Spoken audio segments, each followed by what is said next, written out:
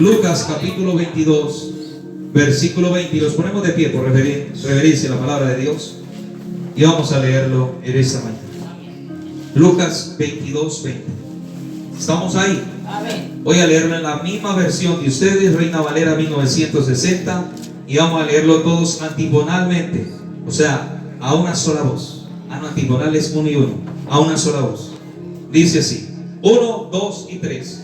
De igual manera, después de que hubo cenado, tomó la copa, diciendo: esta copa es el nuevo pacto en mi sangre, que por vosotros se derrama. Padre, doy gracias por tu inmensa palabra. La bendigo, Señor. Gracias por tu palabra.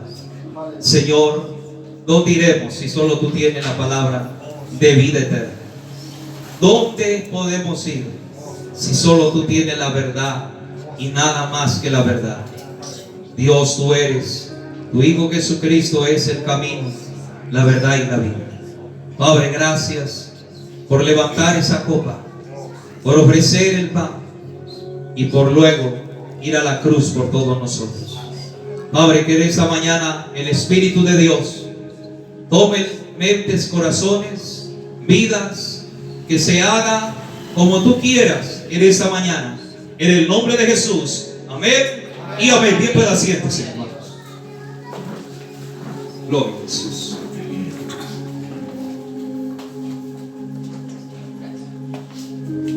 Predicando en esta mañana bajo el tema el beneficio que encontramos en el nuevo pacto.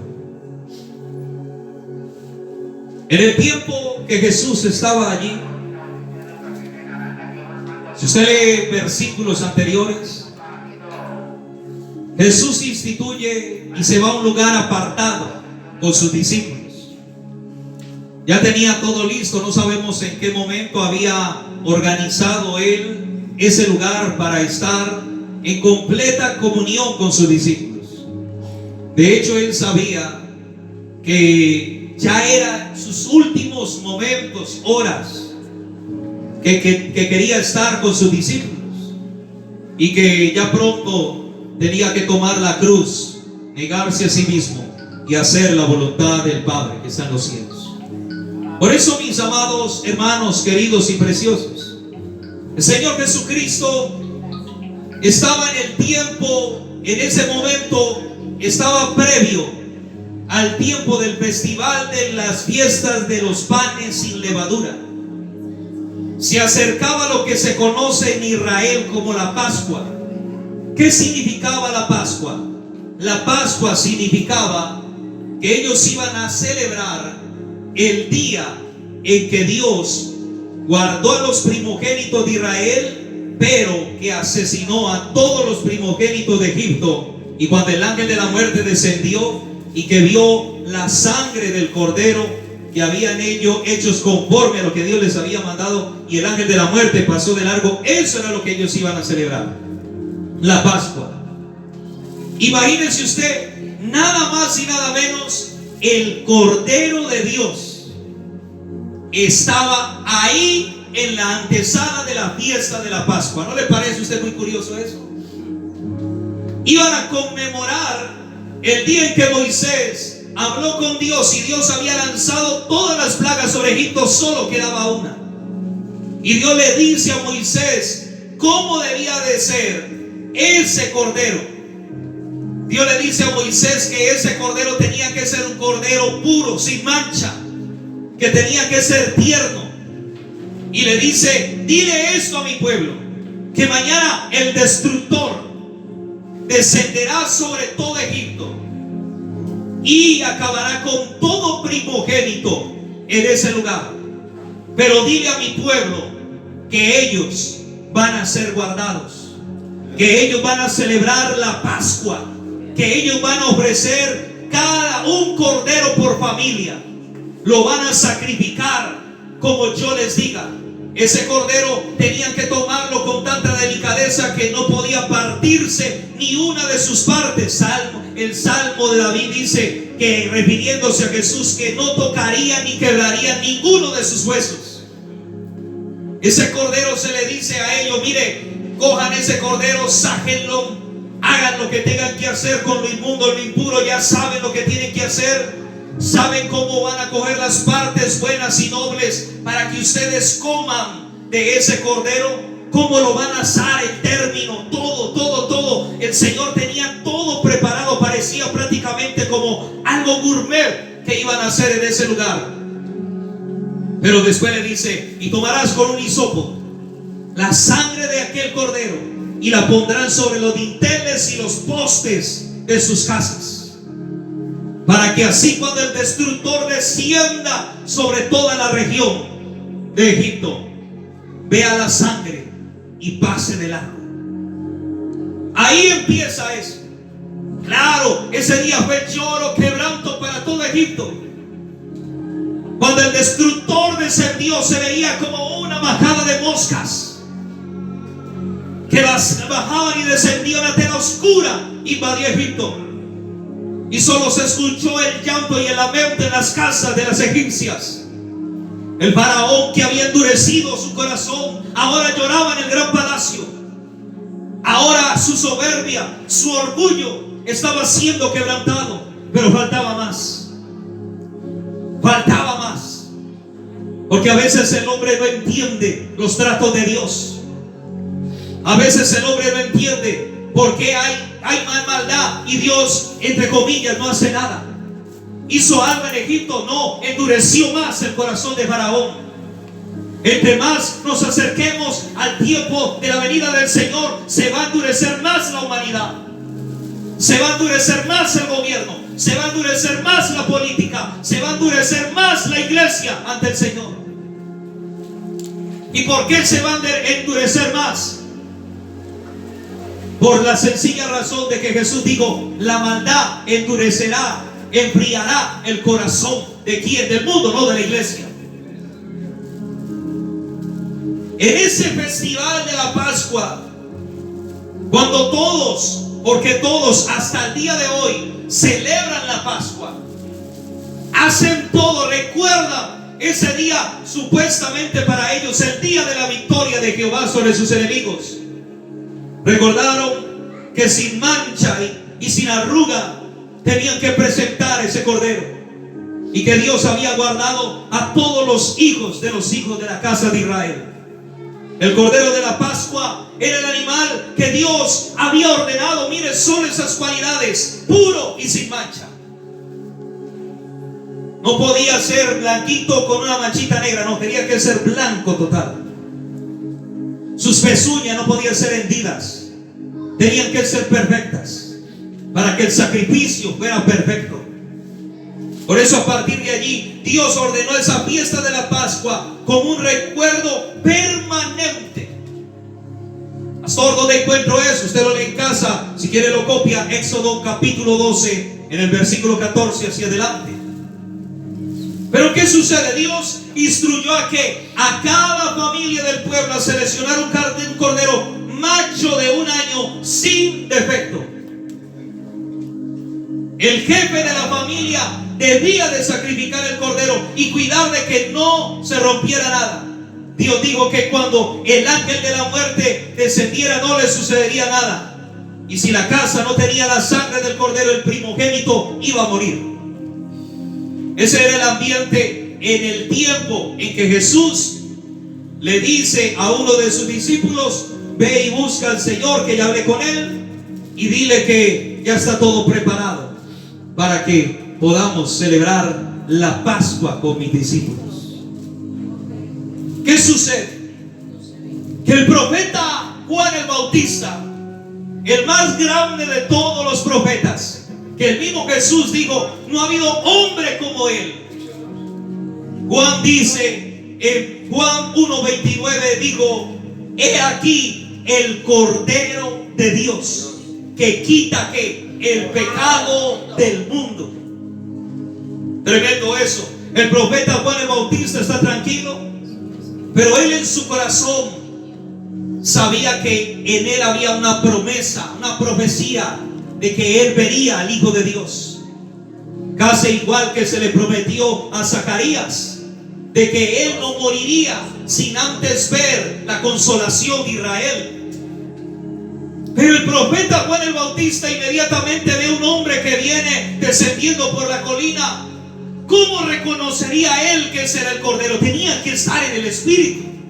Tenía que haber una intervención del Espíritu Santo del Señor. ¿Sabe que la iglesia hoy día tiene que estar llena del Espíritu Santo para poder reconocer las manifestaciones de Dios y todo lo que viene según la profecía bíblica de la palabra de Dios? La iglesia tiene que estar no en la carne, sino en el Espíritu. Porque una vida sin el Espíritu de Dios es una vida muerta, vacía. Pero el Espíritu de Dios que moraba sobre los profetas, que venía, no permanecía como ahora puede permanecer en usted si usted quiere, sino que venía de tiempo en tiempo y según el propósito y según la operatividad que Dios quería dar al profeta. En ese momento lo ve descender de allá y se interrumpe el bautizo por el perdón de pecados. Y él dice, supongamos que fue así: un momento, he aquí el Cordero de Dios. Los discípulos inmediatamente dijeron: oh, ¿cómo? Ese es el que yo les he hablado. Es Él, el Cordero de Dios, el que quita el pecado del mundo. ¿Sabe algo? A Jesús no le gustaban los protagonismos. Jesús no bajó diciendo: ah, yo soy el Cordero. Él hubiera podido bajar diciendo que Él era el Cordero. Él no le gustaba que la gente lo sacara en público. Mucha gente sanó y le dijo: no digas nada, quédate callado, ve y presenta la ofrenda al sacerdote como manda la ley. Pero ¿qué podía hacer un ciego después de ver? ¿Se iba a quedar callado? Un mudo después de hablar ¿se iba a quedar callado? No. Iban a hablar acerca de que un hombre llamado Jesús había hecho milagros extraordinarios en su vida. ¿Cuánto da gloria a Dios? ¿Ah? Maravilloso el Cordero de Dios. Y Juan dice: ese es el que yo les he profetizado, el que yo he hablado por años en este desierto. Miremos una voz tratada en el desierto. 33 años de su vida en un desierto, predicando, enseñando, redarguyendo, exhortando, profetizando, hablando, preparando el camino, diciéndole a la gente: arrepentidos y convertidos, porque el reino de los cielos se ha acercado. Ahora el reino de los cielos venía descendiendo, pero el reino de los cielos no dijo nada, no dijo ni una palabra. Juan sale a la carrera de allí, sale del agua, sale a la playa, se arrodilla ante él y le dice: Señor, yo quiero tu bautismo. Porque a él se le había dicho que él vendría no para bautizar con agua, sino con Espíritu Santo y fuego. Y se le había dicho: al que veas descender en forma corporal como paloma, descender el Espíritu, ese es del que yo he hablado, le dijo el Señor. Pero el Señor, como no le gustaba el protagonismo, le dijo: Juan, párate, no, todavía no es mi hora. Haz lo que tienes que hacer conmigo. En pocas palabras, cumple tu ministerio para lo que naciste. Mire, hermano, si a usted Dios solamente lo salvó para ponerlo en una puerta, gócese de esa puerta, gócese haciendo lo que Dios lo mandó a hacer. Juan el Bautista no hizo más de lo que Dios lo mandó a hacer. A veces buscamos tantas cosas por hacer dentro de la iglesia y hacemos cuantas cosas que Dios no nos ha mandado a hacer. Juan estaba contento y había cumplido su carrera, y ahora él sumerge al Cordero bajo el bautizo del arrepentimiento. ¿Qué pecado había cometido? Era controversial. He aquí el Cordero de Dios, y ahora lo sumerge en el agua para el bautizo del arrepentimiento. Y cuando lo sumerge, ¿habla Jesús? No. ¿Habla Juan? No. ¿Hablan los testigos que están allí? No. ¿Quién habla? El cielo, el Padre. Porque, hermano, usted no tiene que decir que es un hijo de Dios. El cielo hablará por usted. En cualquier dificultad o necesidad que usted tenga, no se riegue a decir cosas ni a renegar nada. Deje que el cielo hable por usted. Y el cielo habló por Jesús. El cielo dijo: este es mi hijo amado, en el cual tengo complacencia. Y todos en ese lugar escucharon esa tremenda voz. Y cuando escuchan esa voz, Jesús sale de allí y dice la palabra, y sale en el poder del Espíritu Santo de Dios. Por eso, hermano, yo no creo en bautismos donde la gente no sale regenerada bajo el poder de Dios. Hay mucho bañado, blanqueado, sacudido, estregado, pero pocos convertidos. Por eso Dios usa al Cordero de Dios. Y ahora Juan cumple su ministerio, ya que Dios había establecido un pacto con su pueblo Israel. Ahí estaba Jesús, ahí estaba el nuevo pacto, el nuevo comienzo. Ahí estaba Él, pero faltaba ¿qué? El sacrificio. Porque el pacto, cuando Dios le entregó la ley de Dios a Moisés, cuando Dios le dijo a Moisés: hey Moisés, prepárame al pueblo, prepáramelo, porque en 3 días me voy a acercar al monte y me voy a revelar al pueblo y les voy a revelar mi pacto con ellos. Aquel día Dios le dijo a Moisés que consagrara al pueblo, porque iban a recibir el pacto de Dios. Por eso, hermano, es que el pacto no lo hace el hombre con Dios, es Dios el que hace el pacto con el hombre. No es el hombre con Dios. Dios sabe que el hombre falla sus promesas, miente ante sus votos y se esconde ante lo prometido. Pero Dios no se esconde. Si Dios promete, así es. Si Dios te dijo, se cumple. Si Dios cierra, nadie abre. Y si Él abre, nadie puede cerrar. Cuando dicen amén. Ese es el Dios que cumple las promesas. Dios le prometió a Abraham una descendencia grande. Ahora ya eran un pueblo grande, fuerte en gran manera. Se lo dijo a Abraham cuando era estéril a sus 80 años,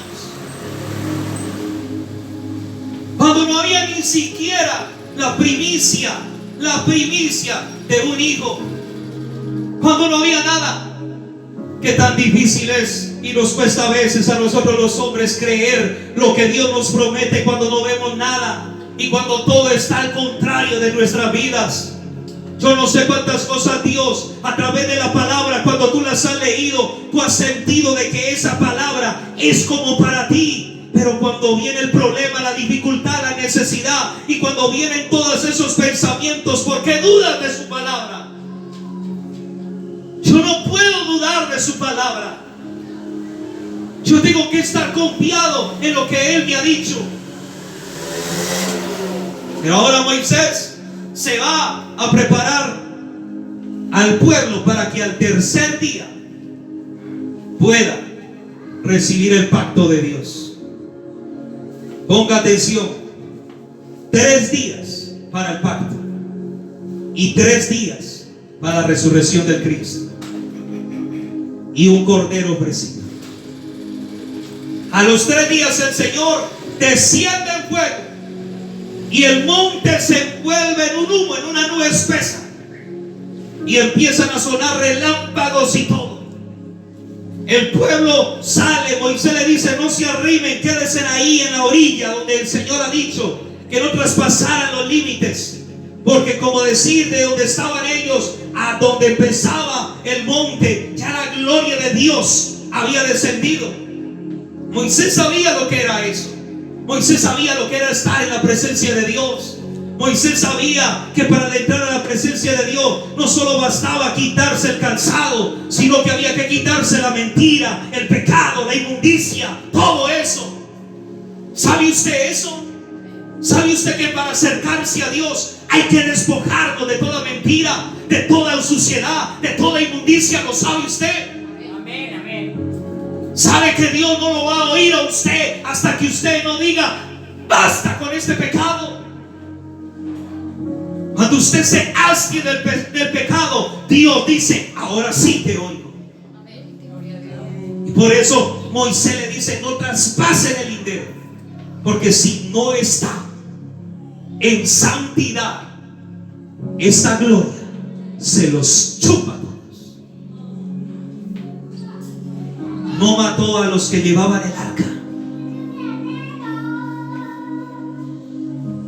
¿No dice la palabra que nadie ha visto a Dios y ha quedado con vida? ¿No se dice en el cielo, en Apocalipsis: santo, santo, santo?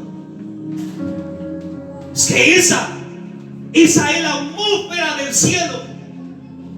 Eso es la presencia de Dios. La presencia de Dios prometida a su pueblo ahora estaba ahí. Pero qué triste el pueblo no poderse acercar y meterse en la presencia, porque había leyes. Solo el sacerdote podía entrar a la presencia de Dios.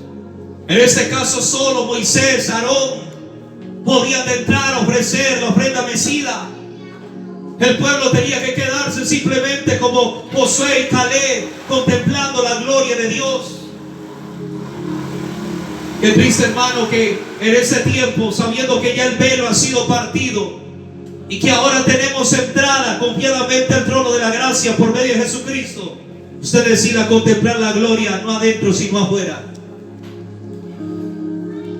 A veces uno ve que ustedes están adorando, a veces por eso ni miro, porque el uno es pendiente del celular, el otro de esto, el otro de lo otro. Está fuera de la presencia.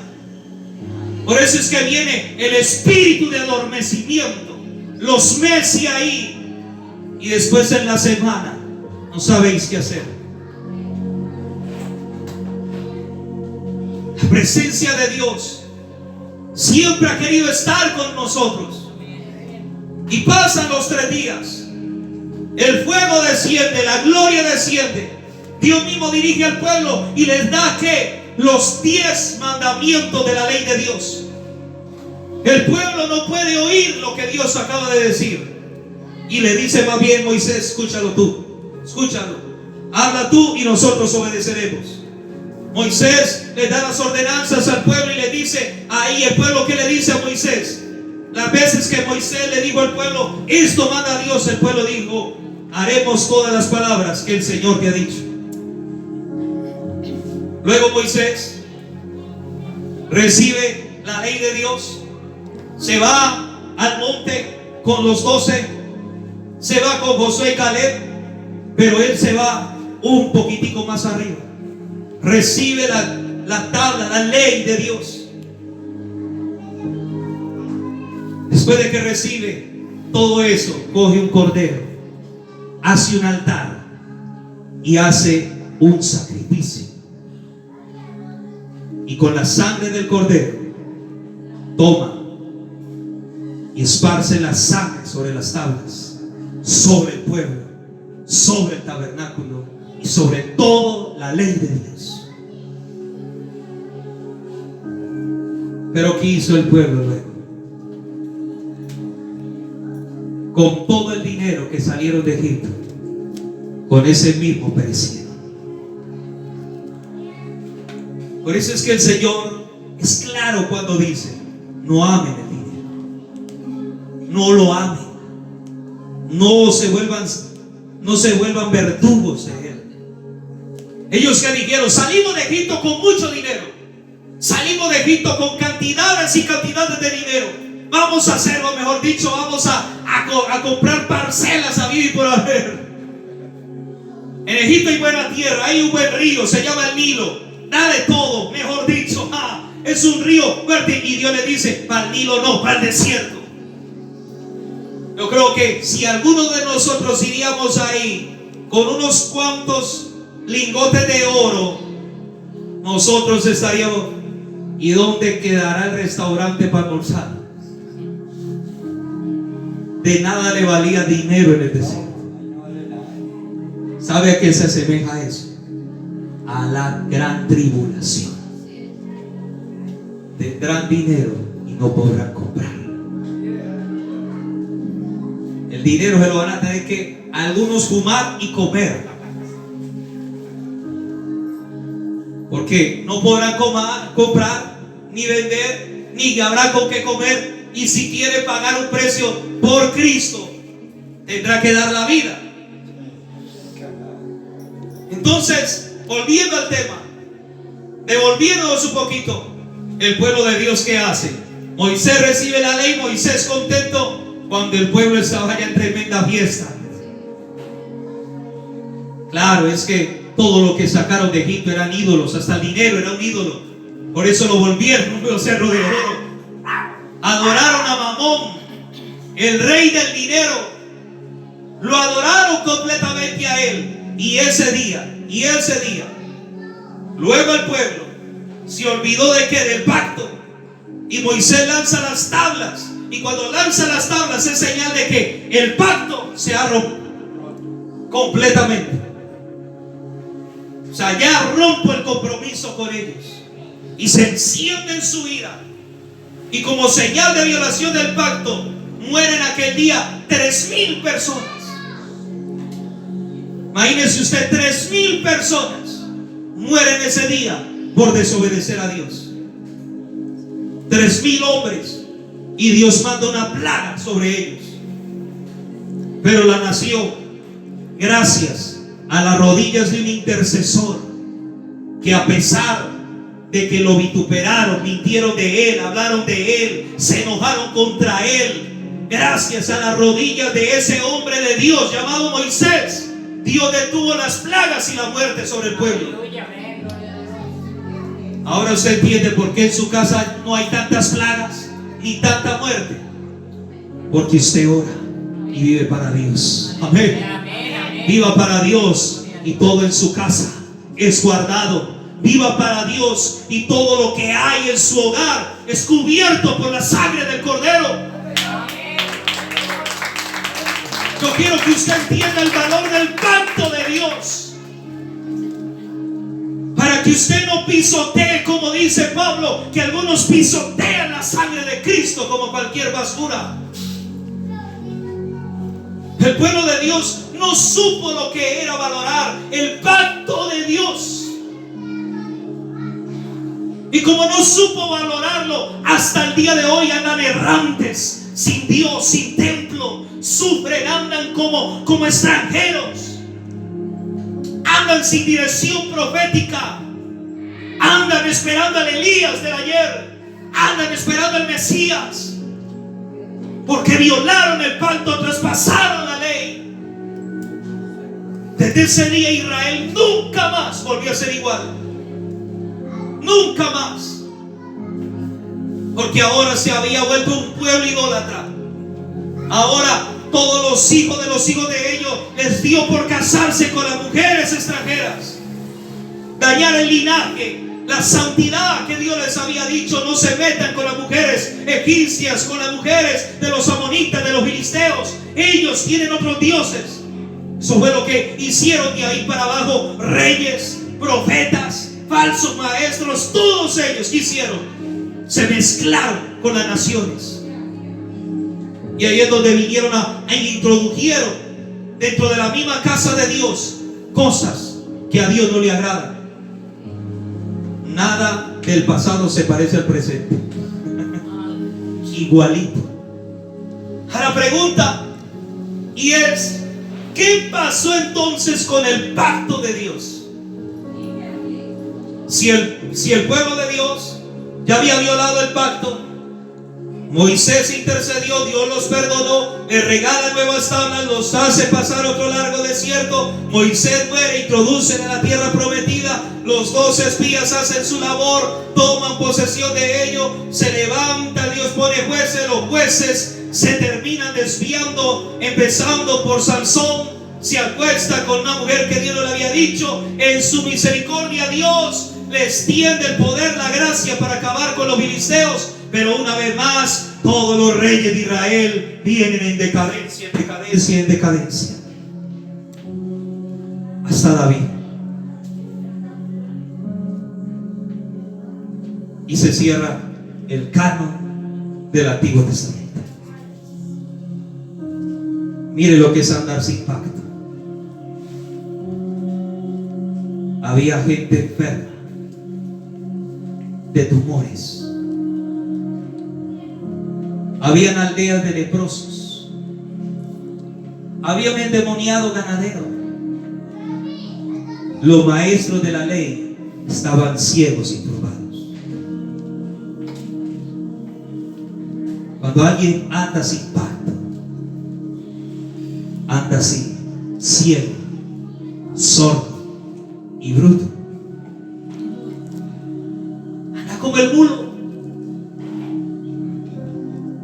pisotea cada día el pacto. Lo peor que le puede pasar a uno de nuestros hijos es saber que sus padres estuvieron en el pacto y ellos no honrar el pacto de Dios con su obediencia. Elí, Samuel, Sansón, Absalón, Coré, Caín, Abel, todos ellos y mucho más pisotearon el pacto. ¿Y qué quedó de su descendencia? ¿Qué quedó de la casa de Saúl? Solamente un hombre, y eso por la misericordia de Dios, llamado Mefibosé. Saúl no honró el pacto de Dios, ni honró a Dios con el pacto. Hizo su propio pacto y ahora quería meter al pueblo en el pacto del hombre y sacarlo del pacto de Dios. Eso es igualito a lo que hoy día vivimos. Pacte con el hombre, venga, pacte conmigo, pacte conmigo. Si usted pacta con el hombre, le faltará todo, pero el que pacta con Dios y Dios con él, Jehová es mi pastor, nada me faltará. En lugares de delicados pastos me hará descansar. Aleluya. Y no es que usted va a correr a traer una ofrenda para estar con Dios, no. Ya usted está bajo el pacto. Porque usted a sí mismo no se puede sacrificar y su sangre no sirve para redimir a nadie del pecado. Ahora Dios, como había perdido el pacto, va a alcanzar el tiempo. Dios busca la forma de mostrarle a su pueblo y a la humanidad que iban a creer en Él y que su pacto no estaba basado en obras, sino en su gracia. El antiguo pacto, el pacto mosaico, era eso, basado en las obras. Sacrificios, becerros, ofrendas, un poco de cosas. Y por eso es que usted tiene que saber bien bajo qué pacto de bendición usted está. Porque usted no puede tener miedo a lo que diga la noticia ni a lo que diga el hombre. No puede temblarle nada. Y si le tiembla, reaccione inmediatamente. Porque ¿qué es el pacto? El pacto es una relación que comienza con un juramento prometiendo que será leal a la otra persona y que se cumplirá lo que se promete. Pero este pacto no lo hace hombres, lo hace Dios con la persona, lo hace con usted. El día que alguien viene a los pies de Cristo, Cristo hace pacto con ese hombre, con esa mujer, con esa familia. El día que usted reconoce sus faltas, sus pecados, sus delitos, que usted no ha andado bien delante de Dios, ¿qué hace Dios con usted? Dios inmediatamente lo cubre con la sangre, lo perdona y le dice: este es mi pacto.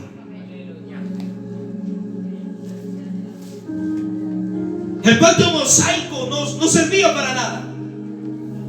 Por eso se dijo en Hebreos 9:12.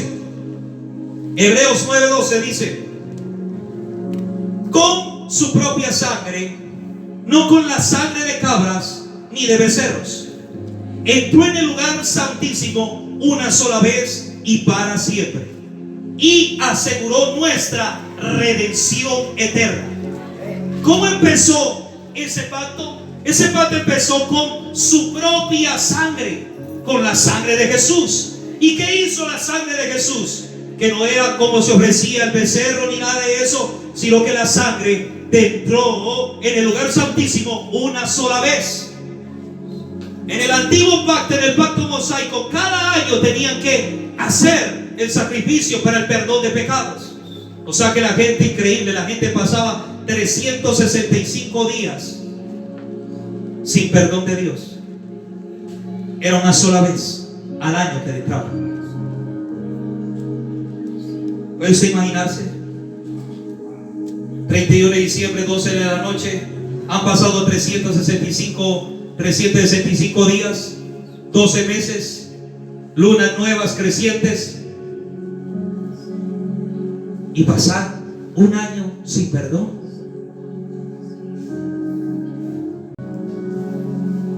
Pero sigue diciendo: para siempre y aseguró nuestra redención eterna. Verso 13: bajo el sistema antiguo, la sangre de cabras y toros y las cenizas de una novilla no podían limpiar el cuerpo de las personas que estaban impuros. Mire, esa sangre no podía limpiarte, Arelis, no podía. Eso lo que lo hacía no era más sucio. Imagínese usted, hermana Inés, echándole una volquetada de pura sangre de cordero, de toros y todo eso para limpiarlo a usted.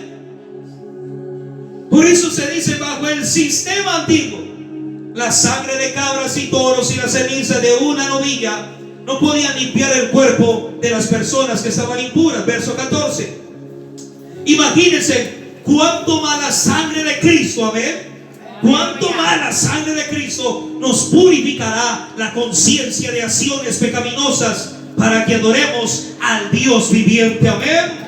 Cuánto más la sangre de Cristo, cuánto más la sangre del Cordero, porque sigue diciendo: pues por el poder del Espíritu eterno, Cristo se ofreció a sí mismo a Dios como sacrificio perfecto por nuestros ¿qué? Pecados. ¿Sacrificio qué? Perfecto.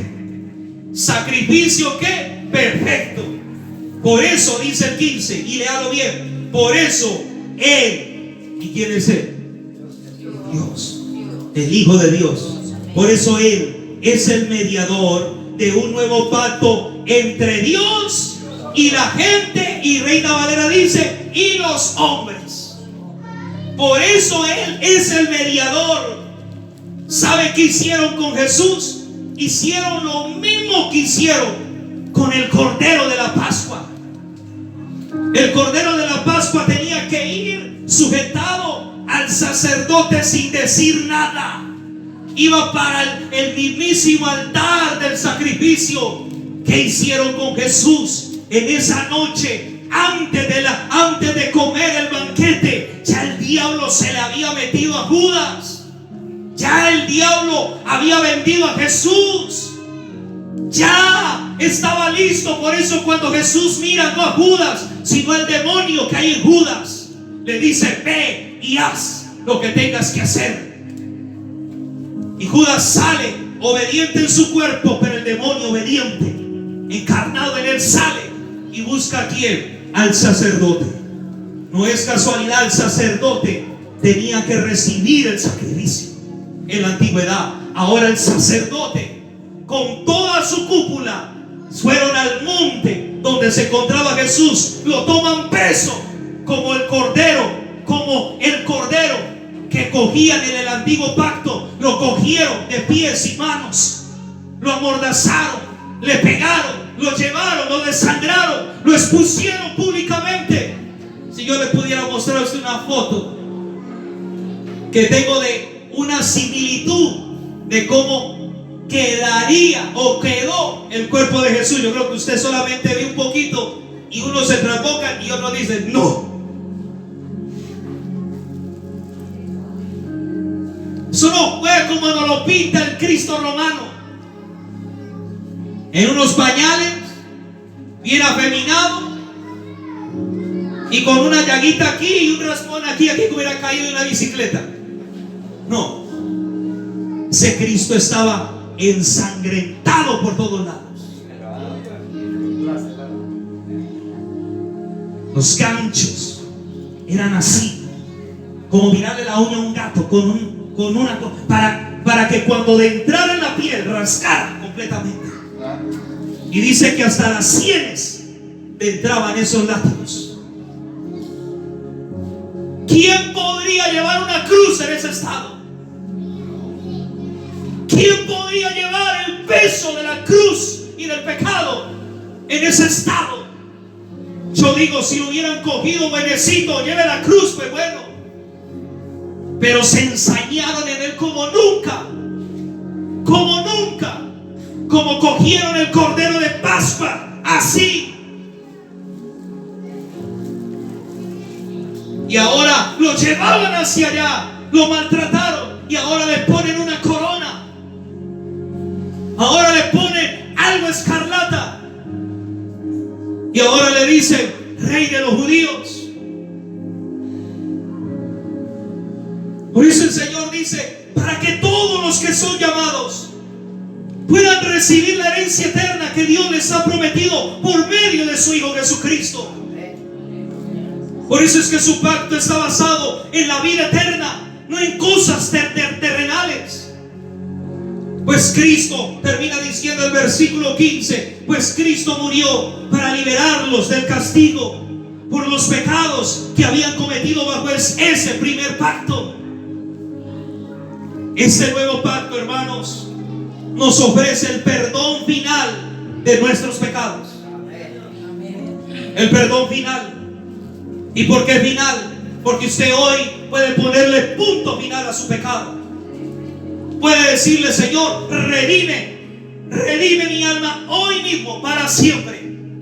Y usted hoy puede recibir el perdón de sus pecados totalmente, definitivamente. Porque este nuevo pacto nos ofrece el perdón final de los pecados a través de su propia sangre, a todos los que vienen a Él en arrepentimiento y en fe. Por eso Él dijo, el nuevo pacto en mi sangre. El nuevo pacto en mi sangre. Ese pacto, hermano, trajo el camino a la reconciliación. Ese nuevo pacto trajo la alianza en el amor fraternal. Este nuevo pacto rompió la ley, rompió y reveló todo lo que nos impedía ver. Este nuevo pacto, ahora la sangre del Cordero ya no estaba en el Salmo 91, ya ahora era vida en el Salmo 91. Ahora la sangre de Cristo corre por el Salmo 27, corre por el Salmo 34, corre por la hermosura de su templo en el Salmo 84. Ahora la sangre del Cordero corre desde el Antiguo Testamento hasta el Nuevo. Ahora la sangre de Cristo corre cuando la sangre de Jesús, la sangre de Caín, gritaba por justicia. Ahora la sangre de Cristo clamaba, Padre. Ahora la sangre de Jesús se derramaba en la cruz del Calvario. Y no eran pañales, desnudo completamente, viendo sus partes íntimas todo el mundo, exhibido públicamente. Mediante la sangre de Cristo somos ciudadanos del reino de Dios. Efesios 2, 12 al 13 dice: en esos tiempos ustedes vivían apartados ¿de quién? De Cristo. En esos tiempos ustedes vivían apartados de Cristo. No se les permitía ser ciudadanos de Israel y no conocían las promesas del pacto que Dios había hecho con ellos. Viene hablándole al pueblo gentil. Nosotros no estábamos bajo el pacto. No pertenecíamos a ninguna de las 12 tribus de Israel. O sea, aquí hay algunos, dígame, para mandarlo para Israel. Están necesitando, están buscando gente que tenga descendencia de Leví para la construcción del tercer templo y para ver al anticristo. Nosotros no teníamos herencia. ¿Podrá usted dejarle herencia a alguien que no es nada con usted? Humanamente hablando, ¿quiénes heredan? Los hijos. ¿Quién más hereda? Los hijos de los hijos. Usted y yo no éramos hijos. ¿Sabe cómo nos miraban en Israel? Cerdos, sucios, inmundos. Pero el Señor le dice: en esos tiempos ustedes vivían apartados de Cristo. no se les permitía ser ciudadanos de Israel y no conocían las promesas del pacto de Dios. Claro, ¿qué nos iba a interesar a nosotros el pacto de Israel? Ustedes vivían en ese mundo sin Dios, dice, y sin esperanza. Claro, quien no vive bajo el pacto de Dios vive así, miren, en un mundo sin Dios y sin esperanza. Por eso es que vive buscando el pacto de los hombres, el cuidado del hombre, el cuidado de la nación. Por eso viven amparados bajo el abrigo de la vecina y bajo las piernas de quién sabe quién. Porque definitivamente, aleluya, porque no vivíamos, ni vivían, y siguen viviendo muchos sin Dios y sin esperanzas. Pero aquí viene la gracia, verso 13. Pero ahora han sido unidos ¿a quién? A Cristo Jesús. Ahora hemos sido ¿qué? Unidos a Cristo Jesús. Hemos sido unidos. Hemos sido unidos. Entonces, ¿por qué queremos separarnos? ¿Por qué no mordemos? ¿Por qué nos comemos? ¿Por qué nos dividimos? Cada vez que usted se divide de una parte del cuerpo de Cristo, usted está haciendo inmunda la sangre del Cordero que nos une. Es la sangre del Cordero la que nos une. Pero ahora están unidos a Cristo Jesús. Antes estaban muy lejos de Dios, pero ahora fueron acercados por medio de ¿quién? De la sangre de Jesucristo. Aleluya. Amén. Es por su sangre que ahora estamos unidos a Él. Es por su sangre. Termino diciéndoles que por causa del pecado nosotros perdimos nuestra ciudadanía celestial. Si alguien quiere entrar al cielo, tiene que entrar por el camino de la sangre de Jesús. No hay otro camino. La Biblia habla que algunos quieren entrar al reino saltándose por encima, y a esos el Señor les llama salteadores y ladrones, porque quieren evadir el camino al reino. Por la causa del pecado, la humanidad y aquel que no tiene a Cristo no tiene identidad celestial. ¿Qué dice la Escritura? Dice que éramos extranjeros en este mundo y seguimos siendo extranjeros, pero con una identidad en el reino de Dios. Nosotros no teníamos derecho en nada para con Dios. Ninguna de las promesas que hay en la palabra de Dios nos pertenecían a nosotros, ni eran activas para nosotros. Yo no entiendo por qué anda este mundo evangélico tan loco, que anda diciéndole a pecadores de que ellos van a heredar la tierra. Primero arrepiéntanse para que puedan heredar el reino de los cielos. Andan diciéndole a pecadores: vean, lleve el aceite ungido, unja su casa. No, úngase usted y arrepiéntase y busque de Dios.